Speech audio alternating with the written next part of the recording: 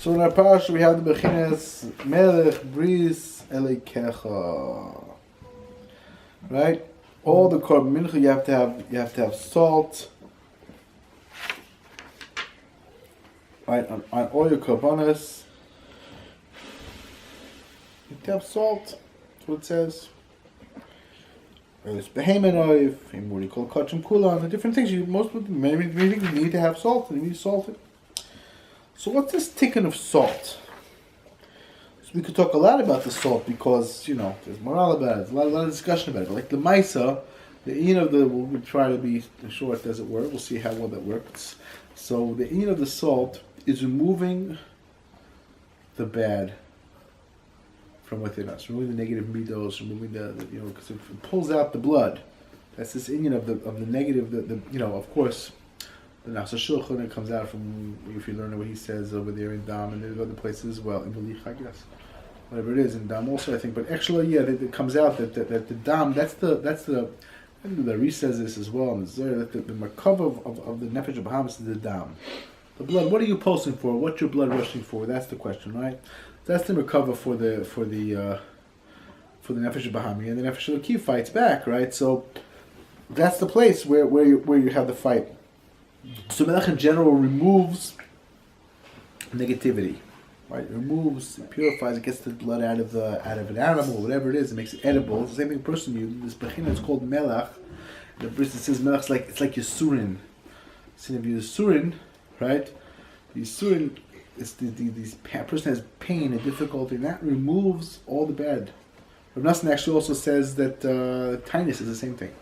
You fast, and so for the Zohar also you diminish your fat, you diminish your body, you diminish your physicality. It makes it easier to. I forgot who was the Meiser Rokeach, I think, or not one said he kills you, so just fasted dead. He doesn't recommend doing that because you kill your body too. That's a trouble. But like actually, there's an union of removing the negativity. We have to appreciate though all the yisurim we have. Again, you don't want to have yisurim chas v'shalom, but you have to know that everybody yisurim really what it's doing is it's fixing things. It's fixing things. It really fixes. The Gross says you don't get through life without yisurim. I think I said already a few weeks ago. I don't remember, maybe a month or two ago.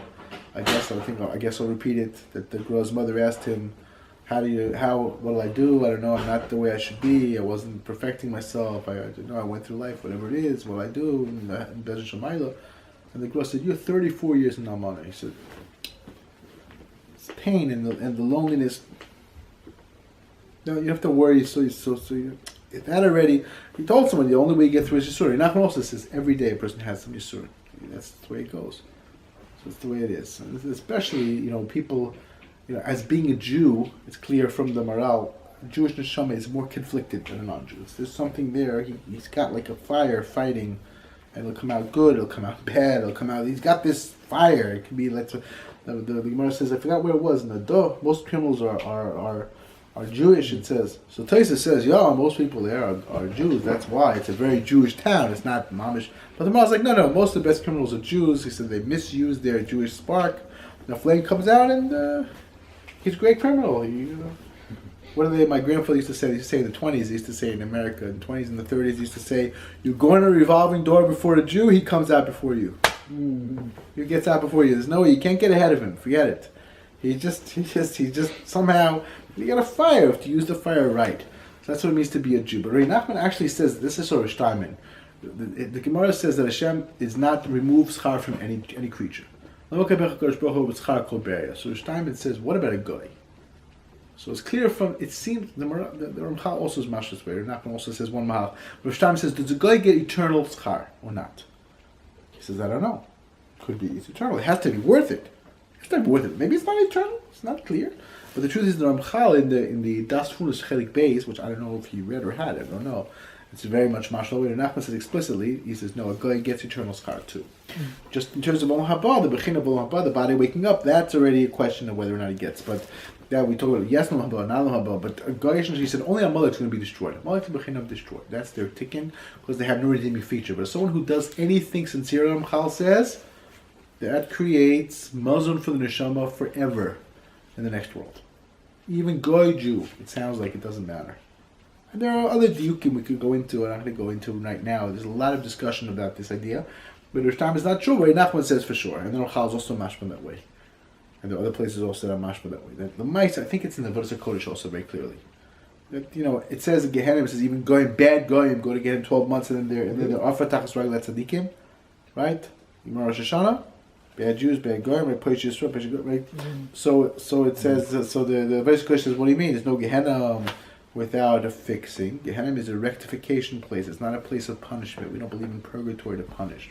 Purgatory purges you from bad, so you can enjoy the Ziva Shechina. There are different levels of how to do that and what that is. So Mela says Mela Goyim have eternal reward too. Just they're fixing the chitzonis, so we're fixing the primus. This is a totally different level, a totally different thing that's happening with us and with them. We're doing something completely different. We don't understand. A Jew moves, he's moving all the world, he's doing incredible things.